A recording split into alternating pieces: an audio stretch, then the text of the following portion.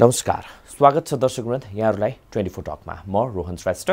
आजको यस 24 टकको यो श्रृङ्खलामा हामी नेपालको परराष्ट्र नीति सम्बन्धी विषयमा कुराकानी गर्न जाँदैछौँ। त्यसको लागि आज हामीसँग हुनुहुन्छ पूर्व परराष्ट्र मन्त्री तथा लोकप्रिय किताबहरू कूटनीति र राजनीतिका लेखक रमेशनाथ पाण्डे आज हामीसँग हुनुहुन्छ।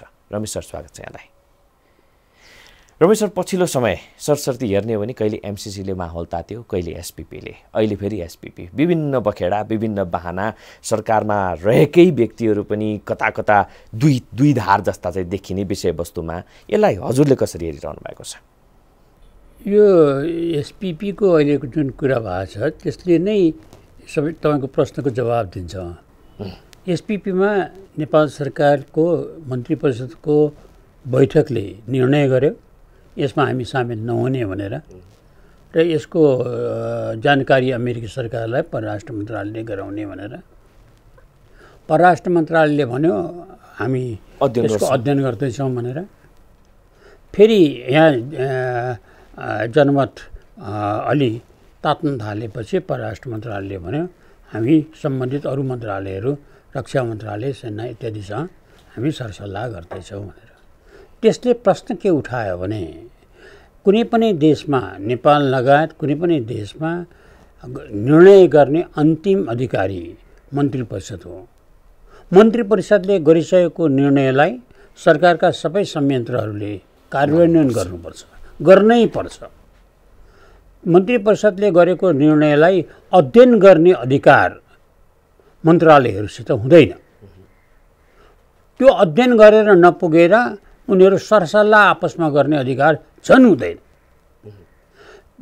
भएको अधिकार प्रयोग गरेर यसलाई किन रोकेर राखियो भन्ने प्रश्नले अन्तर्राष्ट्रिय समुदायको सामुन्नेमा एउटा गम्भीर प्रश्न नेपालबारे उठेको छ कि नेपालमा निर्णय गर्ने, राज्य सञ्चालन गर्ने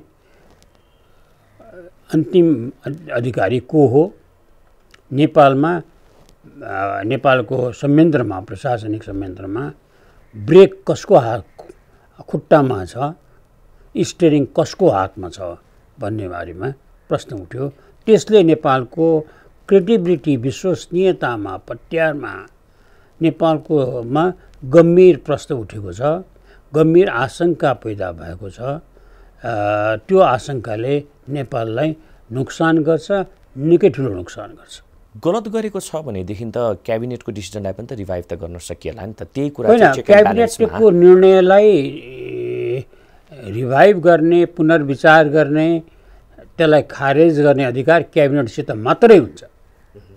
क्याबिनेटले गरेको निर्णयलाई यसमा विचार गर्ने, अध्ययन गर्ने, सरसल्लाह गर्ने अधिकार अरू कसैसित पनि हुँदैन। तर आवाज त जनस्तरबाट उठेको कुरा। जनतालाई त यो जिसुकै पनि भन्ने अधिकार छ। जनता त सार्वभौम हुन्, दे आर सोभरेन पिपुलले जिसुकै पनि भन्न सक्छ, किनभने उसको चाहना नै राष्ट्रले, सरकारले, व्यवस्थाले सबैले कार्यान्वयन गर्नुपर्छ।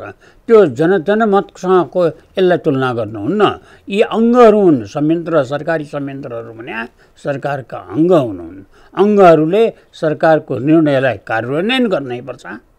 त्यो निर्णयमा तलमाथिको कुरा गर्न पाइँदैन भन्नाले एसपिपीको मुद्दामा पनि सरकारले जे डिसिजन दिएको छ त्यसमा चाहिँ परराष्ट्र अगाडि बढेर वी क्यान टेक भन्ने हिसाबले चाहिँ अमेरिकामा भनिदिनुपर्छ भन्ने होइन। प्रिन्सिपलको कुरा गरेँ मैले। शासन प्रणालीको प्रिन्सिपल के हो भने मन्त्री परिषदले गरेको निर्णयलाई सरकारका सबै संयन्त्रहरूले तदारुकताका साथ कार्यान्वयन गर्नुपर्छ। कार्यान्वयन गर्ने क्षमतामा उनीहरूको मूल्याङ्कन हुन्छ। त्यसमा इफ बटको क्वेसन उठ्दैन। अध्ययन गर्ने, सरसल्लाह गर्ने अधिकार उनीहरूसित हुँदैन। नभएको अधिकार प्रयोग गरेर त्यसलाई रोकेर राख्नु भनेको नेपालको शासन प्रणालीमा स्टियरिङ कसको हातमा छ, ब्रेक कसको खुट्टामा छ भन्ने बारेमा प्रश्न उठ्नु हो। त्यो प्रश्नले नेपालको हित गर्दैन। यसको कुरामा चाहिँ शासन वर्ग जो चाहिँ नेतृत्वमा छन् उनीहरूले ध्यान दिनु पर्यो भन्ने कुरा। यो के कुराले गर्दाखेरि चाहिँ यसरी कन्फ्रन्टेसन आउँदो रहेछ यो कूटनीतिक मामलामा? होइन, कूटनीतिक मामलामा मात्र होइन, सम्पूर्ण कुरामा नै अहिले सम्पूर्ण कुरामा नै नेपालमा यस किसिमको द्वन्द्वहरू छन्। द्वन्द्व कार्यपालिकामा द्वन्द्व छ, किनभने कार्यपालिका फङ्सन गरिराखेका छैन। कार्यपालिकामा तपाईँले देख्नुभएको छ बजेटको कर निर्धारणको अत्यन्तै सेन्सिटिभ संवेदनशील कुरा गर्दा गोपनीयताको शपथ नलिएको व्यक्ति प्रवेश गर्यो भन्ने गम्भीर आरोप लागेको छ। त्यो आरोपलाई छिनोफानो गर्ने सट्टा त्यसलाई ढाकछोप गर्ने लगातार प्रयासहरू भइरहेका छ। त्यसबाट त्यसको क्रेडिबिलिटी, बजेटको क्रेडिबिलिटीमा प्रश्न उठेको छ। त्यसको रिप्रिकसन्स भोलि आउन बाँकी नै छ, गम्भीर रूपमा हुन्छ। सबैलाई थाहा छ। न्यायपालिकामा तपाईँले देख्नुभएको छ प्रधान न्यायाधीशमाथि महाभियोग लागेको छ, उनीहरूले थन्काएर राखेको छ। महाभियोगको त्यत्रो महत्त्वपूर्ण प्रस्तावलाई छिनोफानो नगरेर त्यसलाई न्यायपालिकामाथि कार्यपालिकाको डोमिल्किज सोड लड्किराखेको छ भने तर्साइराखेको अवस्था छ। संसदको अवस्था तपाईँले देख्नुभएको छ। संसदलाई दुई पटक विघटन गरियो, दुवै पटक न्यायपालिकाले त्यसलाई पुनर्स्थापित गर्यो, तर आफ्नो पुनर्स्थापनाको सार्थकता सिद्ध गर्न संसद निष्फल भएको छ। सरकारको अर्थतन्त्रको अवस्था हामीले बुझेका छौँ। रमेश सर, तपाईँको एक्सपिरियन्सले के भन्छ? व्यवस्थापिकामा समस्या, कार्यपालिकामा समस्या, न्यायपालिकामा समस्या, प्रश्नहरू उठ्छन्। के पनि भनिन्छ भने नेपाललाई प्लेइङ ग्राउन्ड बनाउनको लागि कुनै बाहिरी तत्त्वहरूको इन्ट्रेस्टको आधारमा यो सबै भइरहेको छ भनेर पनि आरोप लगाउने गरिन्छ। त्यो हो अथवा हाम्रो नेतृत्वको अकर्मण्यता हो, हाम्रो नेतृत्वको कार्यशैली चाहिँ मेजर हो? होइन, हाम्रो राजनीति भने चाहिँ देश सेवा गर्ने हो, राष्ट्रको हित गर्ने हो। यो सोझो अर्थमा भन्ने हो भने यसलाई पेसा भन्नु हुँदैन, होइन, यो सेवा हो, सर्भिस हो। तर हामी कहाँ राजनीति चाहिने पेसा मात्र होइन, लगानी गर्दै नगरिकन प्रशस्त मुनाफा आर्जन गर्ने व्यापार भएको छ।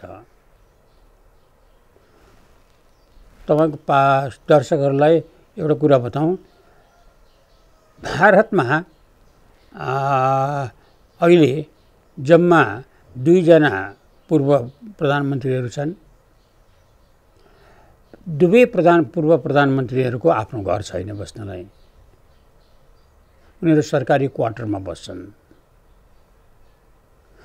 भारतमा धेरै उथलपुथलहरू भए, धेरै किसिमका राजनीतिक परिवर्तनहरू भए, सरकारहरू परिवर्तन निरन्तर भइरहेका हुन्छ। तर अहिले आजको दिनसम्म पूर्व प्रधानमन्त्रीमाथि राजनीतिक आरोपहरू लागे पनि भ्रष्टाचारको आरोप लागेको छैन। हामी यहाँ के देख्छौँ भने हामीका पूर्व प्रधानमन्त्रीहरूको भिड एउटा जुलुसै निकाल्न हुने गरेर भिड जम्मा हुन थालेको छ।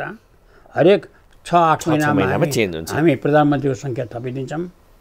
5 वर्षको लागि म्यान्डेट दिएकै 2 वर्षमा चेन्ज हुन्छ। त्यो तिनलाई पूर्व प्रधानमन्त्री हुने बित्तिकै उनलाई सुविधाहरू थपिदिन्छौँ। पूर्व प्रधानमन्त्री, पूर्व मन्त्रीहरू, पूर्व पदाधिकारीहरूलाई सुरक्षाको व्यवस्था गरिदिन्छौँ। नेपालमा जस्तो सरकारी ओहदामा बसेका पूर्व प्रधानमन्त्री, पूर्व मन्त्री, पूर्व पदाधिकारीहरू असुरक्षित संसारमा कुनै पनि देशमा हुँदैन, जसलाई सशस्त्र प्रहरी, सशस्त्र सेनाले 24 घण्टा घेरेर राख्नु पर्यो। भन्नाले कसैले खेल्न खोजेको होइन, हाम्रै कारणले गर्दा हामीले राजनीतिलाई यसरी सञ्चालन गर्यौँ। हामीले सम्पूर्ण राज्य संयन्त्रलाई राजनीतिकरण गऱ्यौँ। हामीले सम्पूर्ण महत्त्वपूर्ण पदहरू आफ्नालाई बाँड्यौँ अथवा बेचेर खायौँ। परिणाम के भयो भने आज यो अवस्थामा आछ। श्रीलङ्का यही अवस्थामा गएर यही बाटोबाट कुबाटोबाट हिँडेर आजको स्थितिमा आइपुग्या हो। हामी त्यो अवस्थातिर गइरहेछौँ। हामीसित समय छ, सुध्रिने, श्रीलङ्कासँग तुलना गर्न मिल्छ, सुध्रिने र सुधार्ने अवस्था छ। श्रीलङ्काको जे जति रोगहरू हुन् त्योभन्दा बढी गम्भीर रोगहरू नेपालले हुर्काएर राखेको छ। उदाहरणको लागि श्रीलङ्कामा न्यायपालिका बलियो छ, हामी कहाँ न्यायपालिकालाई कमजोर बनाइएको छ। श्रीलङ्कामा प्रजातान्त्रिक प्रक्रियाहरू त्यसलाई निरन्तरता दिएको छ। लामो समयको आतङ्कवादको समयमा पनि प्रजातान्त्रिक विधिहरू, चुनावहरू, अद्यावधिक चुनावहरू, संसदहरू सञ्चालन भएका छन्। हामी कहाँ ठिक विपरीत अवस्था छ। हामी कहाँ पटक पटक प्रजातन्त्रले दुर्घटना गएको छ। मूल कुरा के हो भनेदेखि सरकारमा बसेका मित्रहरूले चुनाव जित्ने, चुनाव गर्ने, चुनाव जित्ने चाहना राख्नु स्वाभाविक हो, तर राष्ट्रको ध्यान चुनावमा हुँदैन। राष्ट्रको ध्यान सामान्यको विपत्तिमा हुन्छ, आम जनताको खुसियालीमा हुन्छ।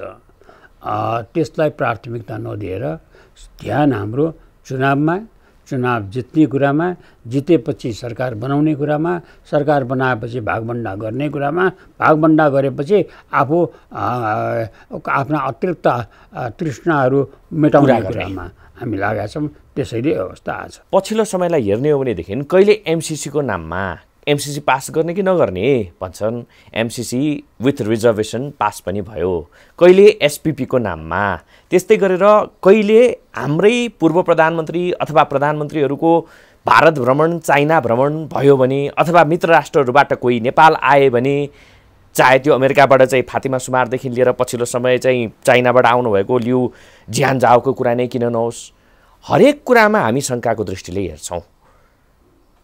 यो सरल छ अथवा साँच्चै त्योभित्र केही न केही छ? अहिले अघि भर्खर श्रीलङ्काको कुरा गर्नुभयो। हेर्नुहोस् न, श्रीलङ्कामा यत्रो ठुलो दुर्घटना भइरहेको छ, राष्ट्रिय आपत्तिको बेला छ। स्वतन्त्रता प्राप्त भएदेखि 74 वर्षमा पहिलो पटक श्रीलङ्का यत्रो ठुलो विपत्तिमा परेछ। तर श्रीलङ्काका नेताहरू छिमेकी राष्ट्रहरू दौडेर हिँडेका छैन। त्यहाँ प्रधानमन्त्रीको नियुक्ति हुँदाखेरिमा, राष्ट्रपतिको छनौट हुँदाखेरिमा त्यही संसदबाट, संवैधानिक प्रक्रियाबाट भएको छ। शङ्काको दृष्टिले हेर्नु जरुरी होइन, छ। संसदको प्रक्रियाबाट भएको छ, संवैधानिक प्रक्रियाबाट भएको छ। हामी कहाँ किन यस्तो हुन्छ? किन हुन्छ भने हामी आपसमा सत्ताको कारणले झगडा गर्छौँ। झगडा हामी मिलाउन सक्दैनौँ, किनभने हाम्रो स्वार्थ बाजिएका हुन्छन्। अनि हामी पराईलाई गुहार्छौँ, अनि उनलाई न्यायाधीश बनाउँछौँ, अनि उनले मुद्दा फैसला गरिदिन्छ, अनि त्यो मुद्दा फैसला गरे बापतमा हामी फिस तिर्छौँ राष्ट्रिय हितबाट, अनि राष्ट्र कमजोर हुँदै जान्छ। तर एउटा कुरा याद के गर्नुपर्छ भने पहिले नेपालको राजनीतिमा हालिमुहाली गर्नलाई भारत एक्लै थियो। अब चीन प्रवेश गर्यो, अब अमेरिका प्रवेश गर्यो। विगत 6-7 वर्षदेखि नेपाल भारत, चीन र अमेरिकाको सामरिक राडारभित्र परेको छ। भारत र अमेरिका र चीनको बिचमा ग्लोबल भूमण्डलीय रूपमा जुन द्वन्द्व भइरहेको छ, त्यो द्वन्द्वको मुख्य केन्द्रमा दक्षिण एसिया आएको छ। र सामरिक महत्त्वको कारणले, भूस्थापनको कारणले, भौगोलिक अवस्थितिको कारणले नेपालको महत्त्व अमेरिका र चीन दुवैलाई भएको छ।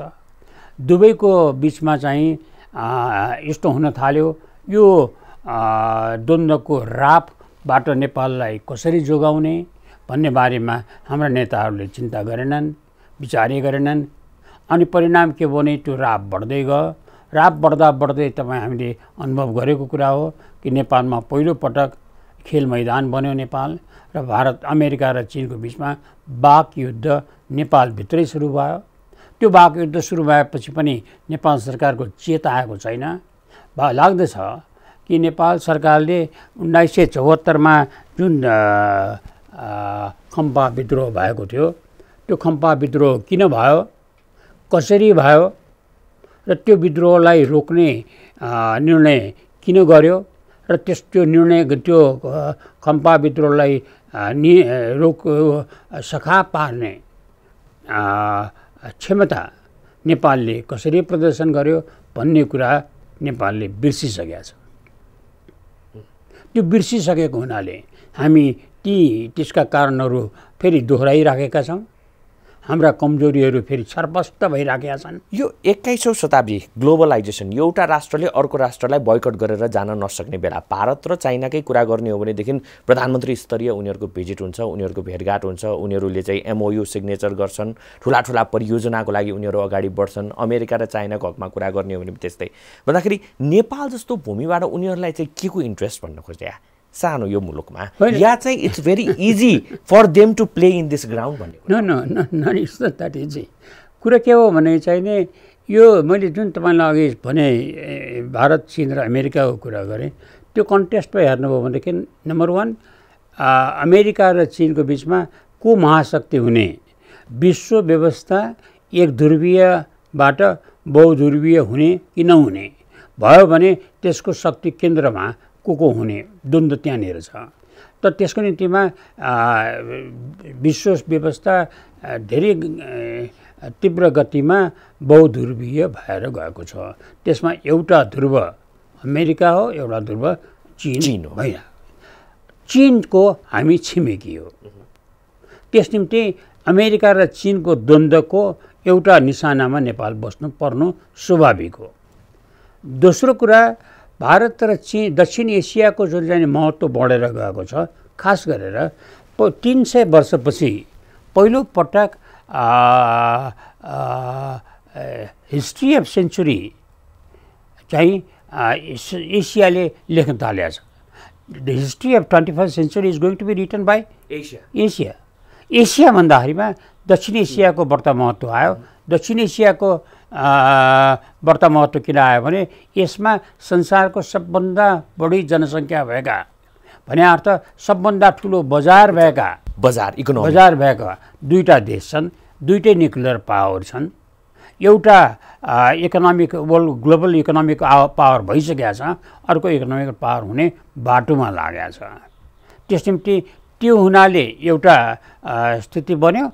त्यसको राइभल फोर्स अमेरिका भए हुनाले अर्को कारणले बन्यो र तीनवटैको ध्यान नेपालमा गयो। अब नेपालमा गइसकेको अवस्थामा त्यसलाई हामीले कसरी सम्बोधन गर्ने, त्यसबाट आउने रापबाट मुलुकलाई कसरी जोगाउने? रमेश सर, मैले यसलाई अझै अलिकति फनेल डाउन गरेँ। कसरी त्यो रापबाट मुलुकलाई जोगाउने र हामीले तीनवटै देशहरूसँगको सम्बन्धलाई कसरी सञ्चालन गर्ने भन्ने बारेमा नेपाल सरकारले सोचेको पनि छैन। सोच्दा नसोच्दै नेपाल रणभूमि बन्न थालिसक्यो। त्यो अवस्थामा आइपुग्यो हो हामी। अलिकति मैले त्यसलाई फनल डाउन गरेँ। चाइना, नेपाल आफैमा भौगोलिक हिसाबले चाहिँ सानो मुलुक, त्योदेखि बाहेका र जनसङ्ख्याकै अनुपातको हिसाब कुरा गर्ने हो भने पनि सानो मुलुक। चाइनालाई नेपाललाई च्यापेर के फाइदा?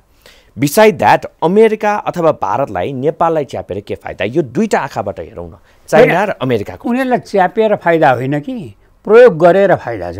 त्यो भनेको के हो ठ्याक्कै? प्रयोग अब त्यसको स्ट्राटेजिक उनीहरूको इन्ट्रेस्टमा कति बेला के हुन्छ भन्न सकिन। हिजो खम्बाको प्रयोग किन भयो भन्ने कुरा मैले अघि उठाएको कारण त्यही हो।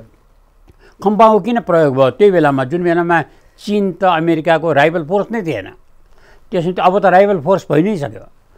दोस्रो कुरा चाहिँ के भनेदेखि आफ्नो प्रतिस्पर्धीलाई अन्यत्रै उसलाई आफ्नै घरको भित्रको कुरामा व्यस्त राखिदिएर उसको प्रभाव क्षेत्रलाई घटाएर लिएर जाने सामान्य रणनीति हुन्छ।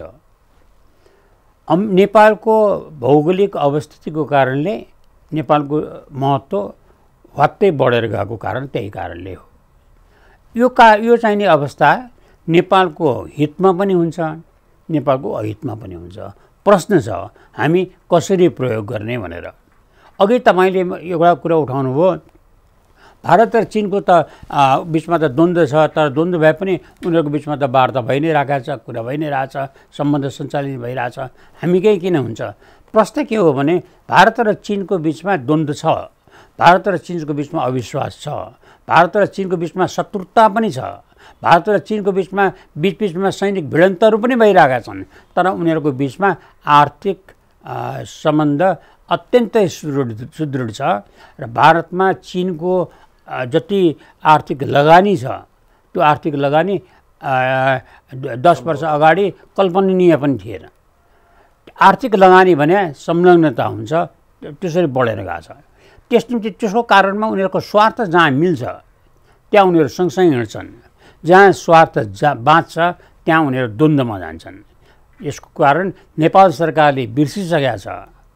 तर तपाईँका श्रोताहरूले चाहिँ सम्झिराख्नु होला भन्ने मैले आशा गरेको छु। लिपुलेखलाई भारत र चीन दुईटैले मिलेर कसरी खाइदिए?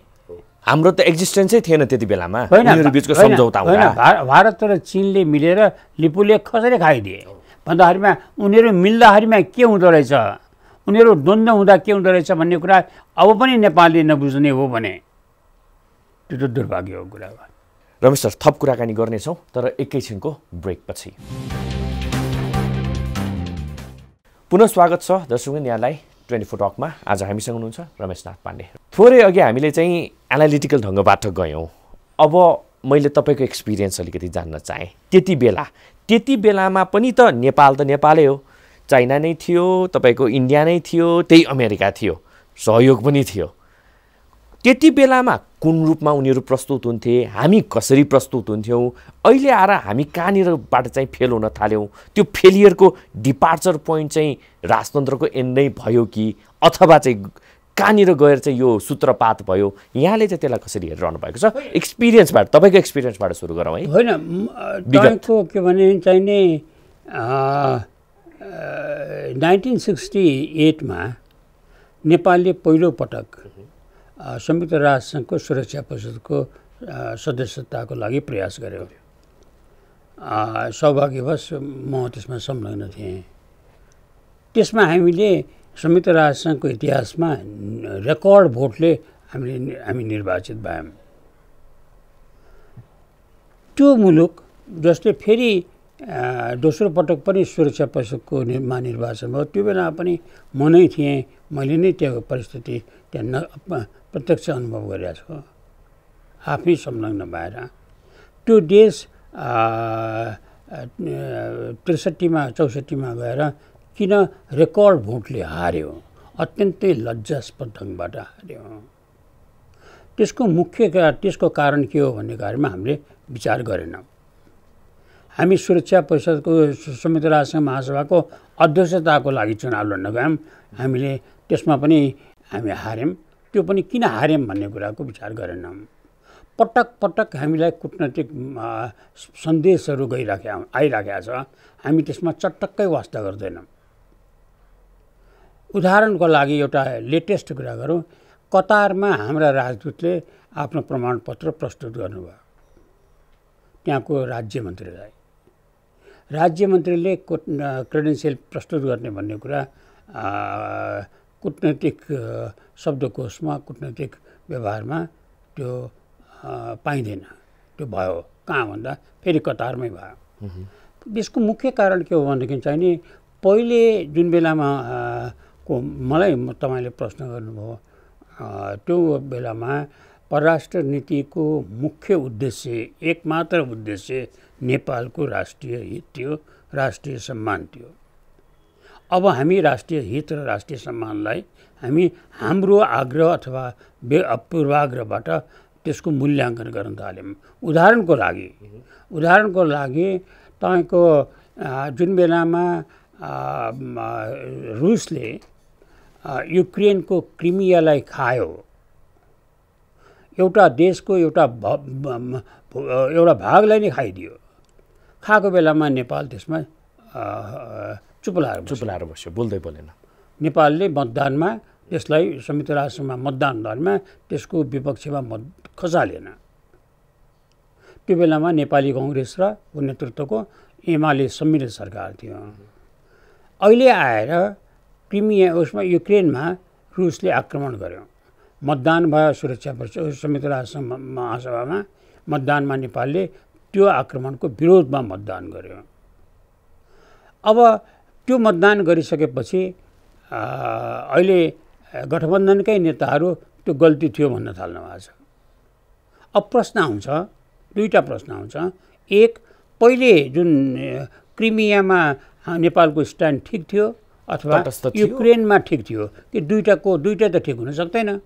कुन चाहिँ ठिक थियो भन्दा पहिलेको गलत थियो, यो ठिक छ, यो दोस्रो ठिक थियो। अब दोस्रो प्रश्न उठ्छ कि यो ठिक थियो भने गठबन्धनकै नेताहरू यसमा गल्ती थियो, किनभने भारत र चीन दुवैले दुईटै छिमेकीको विपरीतको अडान नेपाल लिनु गलत थियो भन्नु लाग्छ। त्यो के हो? त्यो गलत हो, त्यो भनाइ गलत हो। भन्नाले उनीहरूले जे गरे हामीले पनि त्यही गर्नुपर्छ भन्ने सेन्स गयो। त्यो भनाइ गलत हो। मुख्य कुरा के हो भने नेपालको परराष्ट्र नीति नेपालको हितबाट सञ्चालित हुनुपर्छ, हुने गरेको थियो। नेपालको हित भनेको के हो? नेपालको प्रिन्सिपल के हो? बेसिक प्रिन्सिपल के हो भने कुनै पनि राष्ट्रको, साना ठुला कुनै पनि राष्ट्रको सार्वभौमिकतामा, स्वतन्त्रतामा, भौगोलिक अखण्डतामा कसैले पनि त्यसमा हस्तक्षेप गर्न पाइँदैन, आक्रमण गर्न पाइँदैन भन्ने हाम्रो बेसिक नीति हो। त्यो नीतिको खिलाफमा क्रिमियामा रुसले गर्दाखेरिमा बोल्न नसक्नु नेपालको गल्ती थियो। अहिले गर्नु ठिक थियो। अब दोस्रो प्रश्न जुन अहिले उठेको छ, दुईटै छिमेकीले नगरेको किन गर्यो भनेर। दुईटैले छिमेकीले नगरेको कुरा गरेकै हुनाले नेपालले इजरायलमा दौत्य सम्बन्ध राख्या हो। भारतले नचाहँदै पाकिस्तानसँग दौत्य सम्बन्ध नेपालले राखेकै हो। त्यो दुईटै कुरा गर्ने जसले निर्णय गरे, त्यो निर्णय गर्ने नेताको नाउँमा राजनीति गरेर नेपाली कङ्ग्रेस आजसम्म बाँचेर बसेको छ। त्यति बेलाको विश्व राजनीति पाउनुहोस् न, त्यसमा एउटा होइन फरक भयो र फरक हुनु र नहुनुको प्रश्न यहाँ छैन। प्रश्न के छ भने तपाईँको पहिचानको कुरा हो, तपाईँको अडानको कुरा हो, तपाईँको राष्ट्रिय स्वार्थको कुरा हो। हाम्रो पहिचान के हो अन्तर्राष्ट्रिय मामिलामा भन्दा नेपाल आफ्नो निर्णय आफै गर्छ। आफ्नो निर्णय आफै गर्ने भावनाले कैयौँ पटक हामीले दुईटै छिमेकीले सोचेभन्दा पृथक पनि गरेका छौँ, कैयौँ पटक दुईटै छिमेकीले गरे जस्तै पनि गरेका छौँ। हाम्रो दृष्टिकोणबाट गएका छौँ। हामी अरूबाट प्रभावित भइरहेका छैनौँ, अरूबाट नियन्त्रित भइरहेका छैनौँ। यस सन्दर्भमा म तपाईँलाई एउटा अर्को कुरा पनि जोडौँ। नेपालको परराष्ट्र नीतिलाई जब हामीले अरू रिसाउँछन् कि खुसाउँछन् कि भनेर हाम्रो राष्ट्रिय हित र राष्ट्रले स्वीकार गर्दै आएको, पालन गर्दै आएको हाम्रो अनुशासनलाई भङ्ग गरेर अगाडि हिँड्न थाल्दै हुन्छौँ, त्यो बेलामा असङ्गतिहरू देखा पर्न थाल्छ। असङ्गति सँगसँगै अविश्वास सुरु गर्न थाल्छ। अविश्वास सँगसँगै यो तीनवटा महाशक्तिहरू जो नेपालमा छन् तिनीहरूको बिचको द्वन्द्व नेपालमा प्रवेश गर्न थाल्छ। जब प्रवेश गर्न थाल्छ अनि यो सङ्कट आउँछ। यसको समाधान के हो त भन्दा नेपालले गलत गरेका छ यो भारत र चीनसँगको सम्बन्धलाई इक्विडिस्टेन्स समदूरीबाट सञ्चालन गर्ने भने त्यो गलत थियो। त्यसलाई हामीले इक्विडिस्टेन्स होइन, इक्विक्लोजनेस सम निकटताबाट सञ्चालन गर्नुपर्छ। समदूरीबाट गर्दा भारत र चीन दुवैको अविश्वास हामीले बढाउँदै गएका छौँ। नेपालमाथि प्रत्याहार हाम्रो घट्दै गएको छ। दुवै देशहरूसितको हाम्रो सम्बन्ध चिसिँदै गएको छ। हामीले सम निकटताको कुरा गरेर हामीले यो च्यालेन्जलाई फेस गर्नुपर्छ। अहिले हामी प्रक्सिमिटीको कुरा गर्छौँ होइन, हामीले हाम्रो राष्ट्रको हितको कुरा गर्छौँ। गर्नुपर्छ भन्नु र हुनुमा फरक छ। अनुहार त्यही प्रचण्डको हो, त्यही शेरबहादुरको हो, त्यही केपी शर्मा ओलीको हो, त्यही माधव कुमार नेपालको हो। हुनुपर्छ भनेर भनिराख्दाखेरि शङ्का गर्ने ठाउँ छ कि छैन? होइन, त्यो एउटा कुराको एउटा बेसिक कुरा हामीले बिर्सिनु हुँदैन। त्यो के भने सत्तामा बसेका मानिसहरूले गर्ने हो भूमिका हो। आशा गर्ने ठाउँ छैन होइन, सत्तामा बसेका मानिसहरूले काम गर्ने हो। सत्ता बाहिर बसेकाहरूले डिमान्ड गर्ने हो, सल्लाह दिने हो। सत्तामा बसेकाले डिमान्ड गर्न थाले भने, सत्तामा बसेकाले सल्लाह दिन थाले भने, सल्लाहमा बसेकाले नै माग गर्न थाले भने यो देशको दुर्दशा त प्रारम्भ भइहाल्यो नि, भइराखेकै छ नि। निर्णय गर्नु पर्नेले निर्णय गर्नु पर्यो, निर्णय गर्नेले कार्यान्वयन गर्नु पर्यो। गरेको निर्णय कार्यान्वयन गराउन नसक्ने, न्यायपालिकालाई डोमिल्क सोड चाहिँ तलवार, नाङ्गो तलवार न्यायपालिकामाथि लड्काएर राखिदिने, संसदमा एउटा पनि आम जनताको सुखका कुराहरू, दुःखका कुराहरू, यो महँगीका कुराहरू, अभावका कुराहरू नउठाउने, अनि हामी भन्ने हामीलाई यो समस्या भएर हाम्रो व्यवस्था कमजोर भयो, हाम्रो यो कमजोर भयो भनेर कराएर हिँड्ने र अनि हामी गुहार्न जाने अरूलाई। नेपालको भविष्य कस्तो देख्नुहुन्छ यो परराष्ट्र मामिलामा? होइन, नेपालको भविष्यको सबभन्दा बलियो आधार तपाईँलाई थाहा छ, मेरो युवा पुस्तासँग बढी सम्पर्क हुन्छ। मेरा किताबहरूको धेरै उहाँहरू पाठक हुनुहुन्छ, उहाँहरूको सामाजिक सञ्जालबाट पनि मसँग सम्पर्क हुन्छ। मैले सार्वजनिक समारोहहरूमा बोल्न जाँदाखेरिमा अन्तर्क्रियाहरूमा भाग लिँदा उहाँहरू ठुलो सङ्ख्यामा उपस्थित हुनुहुन्छ। उहाँहरूको त्यो युवा पुस्तामा पढ्ने लगनशीलता छ, पढ्ने चाहना छ, बुझ्ने कोसिस इच्छा छ र प्रश्न विश्लेषण गर्ने र प्रश्न गर्ने साहस, त्यो समर्पणको भाव छ राष्ट्रमा। र यी युवा पुस्ता हतारिसकेको छ राष्ट्रको नेतृत्व लिनलाई। उनीहरूमा अनुभवको कमी छ, तर प्रत्येक पुस्ताले आफ्नो लागि आफैले अनुभव गर्नुपर्छ। पुरानो पुस्ताबाट सिक्ने उनीहरूले के हो भने पुरानो पुस्ताले गरेका असल कामलाई निरन्तरता दिनु पर्यो, गरेका गल्तीहरू दोहोऱ्याउनु भएन। त्यो कारणले युवा पुस्तामाथि मेरो भरोसा छ र युवा पुस्ताको कारणले नेपालको भविष्य सुरक्षित छ भन्ने कुरामा म निश्चिन्त छु। रमेश सर, हामी समयको अलि अन्त्यतिर आउँदैछौँ। फेरि अहिले अलिकति तत्कारो रूपमा देखिएका कुराहरू, प्रचण्डको भारत भ्रमण भयो, त्योभन्दा अगाडि चाहिँ चाइनाबाट लिउ जियानजाओ नेपाल आए। उहाँ जाने बित्तिकै उहाँ भारत जानुभयो, भारतमा नरेन्द्र मोदीले भेट दिएनन्। यसले पनि एउटा शङ्काको दृष्टिले हेरिएको अवस्था रहेको छ। निकट भविष्यमा नेपालको राजनीति कस्तो देख्नुहुन्छ? त्यो भारत अथवा चाइना हुने बित्तिकै, त्यो फ्याक्टर आउने बित्तिकै नेपालको राजनीति त उथल पुथल हुन्छ अरे भन्ने किसिमको एउटा माइन्डसेट छ नि, यसलाई कसरी हेर्ने? केही छ त्यस्तो देखिन्छ? पहिलो कुरा त नेपालमा यो कूटनीति सञ्चालन व्यक्तिवादी ढङ्गबाट हुन थाल्ने भएको छ। अझै मैले त्यसमा थोरै थपेँ। शङ्कर पोखरेलले के भन्नु भने प्रधानमन्त्री माग्नको लागि प्रचण्ड भारत गए भनेर चाहिँ भन्न भ्याउनु भयो। यो कुरालाई मैले एउटै बास्केटमा राखेर हजुरसँग सोधेँ। पहिलो कुरा नेपालको कूटनीतिले बाटो बिराछ। नेपालको कूटनीति, नेपालको परराष्ट्र नीतिले व्यक्तिको समूहको स्वार्थलाई हेर्न थाल्यो, त्यो राष्ट्रको निम्तिमा अहितकर छ। दोस्रो कुरा, चिनिया नेता नेपालमा आएपछि भारतमा दौडेर जाने प्रश्न हुन्छ। त्यो योभन्दा अगाडि यो माओवादी नेतृत्वको दोस्रो माओवादी नेतृत्वमा 3वटा सरकार नेपालमा बन्यो। दोस्रो सरकार जुन बेलामा त्यो बाबुराम भट्टराईको, त्यो सरकारले चीनका प्रधानमन्त्री नेपालमा इन ट्रान्जिट आउनुभयो, केही घन्टा बस्नुभयो र त्यो केही घन्टा बसेर गएपछि तत्कालीन गृहमन्त्रीलाई दौडाएर भारत पठाइयो। त्यो गलत प्रक्रिया थियो। अहिले प्रचण्डजी यो परिबन्धले समय त्यही भएको भए पनि वहाँ जानुभएको बेला त त्यही पर्यो।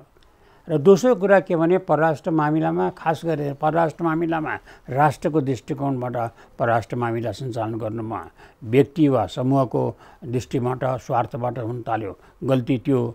दोस्रो, कूटनीतिमा सकेसम्म कम बोल्नुपर्छ भन्ने नियम छ। बढी बोल्ने रोग लागेको छ हाम्रो नेताहरूलाई। अहिले जुन प्रचण्डजीको भारत भ्रमणको कुरा गर्नुभयो, प्रचण्डजीको भारत भ्रमणको सिलसिला मैले बुझेअनुसार के हो भने भारतीय जनता पार्टी, जसरी भारतीय जनता पार्टीले भारतमा को स्वाधीनताको आन्दोलनदेखि एक छत्र नेतृत्व गरिराखेको काङ्ग्रेसलाई विस्थापित गरेर एउटा नयाँ सरकार भारतमा बन्यो, जसले दुईवटा निरन्तरता गरेको छ। भारतीय जनता पार्टी काङ्ग्रेसलाई पनि त्यहाँ विस्थापित गर्न खोजिरहेको छ। त्यस निम्ति भारतीय जनता पार्टीले आफ्नो अन्तर्राष्ट्रिय सम्पर्क बढाउने एउटा अभियान गत अप्रिल महिनादेखि प्रारम्भ गरे हो र यो अप्रिलदेखि आजसम्ममा भारतमा भएको 85% भन्दा बढी राजदूतहरूलाई भारतीय जनता पार्टीको कार्यालयमा बोलाइसकिएको छ र त्यसमा अन्तर्क्रियाहरू भइरहेका छन्। प्रचण्डजी उसको बाबुराम, हाम्रो शेरबहादुर देउवा प्रधानमन्त्रीको जुन बिजेपीको कार्यालयमा भयो, त्यो त्यही अन्तर्गत भएको थियो। प्रचण्डजीलाई त्यही अन्तर्गत बोलाइयो, त्यही अन्तर्गत उहाँको त्यहाँ पार्टीमा भेट भयो।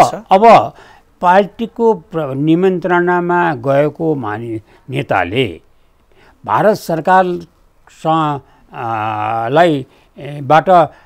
अपेक्षा गर्नु र त्यो अपेक्षा पुरा नभएपछि यहाँ प्रतिक्रियाहरू आउनु मेरो अनुभवमा चाहिँ अलि मिलेन। अनि सीपीसीका चाहिँ विदेश विभाग प्रमुख नेपाल आउनु वाम गठबन्धनको आवाज आइरहँदाखेरि होइन, एउटा कुरा चाहिँ प्रष्टै हामी यसमा कन्फ्युजन नेपालमा नहोस्, तपाईँहरूमा नहोस् कि नेपालकोमा आम चुनाव हुन थालेको छ। हो, आम चुनाव भएको बेला भने सङ्क्रमणकालीन हुन्छ। सङ्क्रमणकालीन अवस्थामा कुनै पनि सरकारसित दूरगामी महत्त्वको सम्झौता, सहमति, सद्भावना केही वृद्धि हुँदैन। त्यो नभएको बेलामा किन नेपालमा यिनीहरू आवत जावत बढिरहेको छ?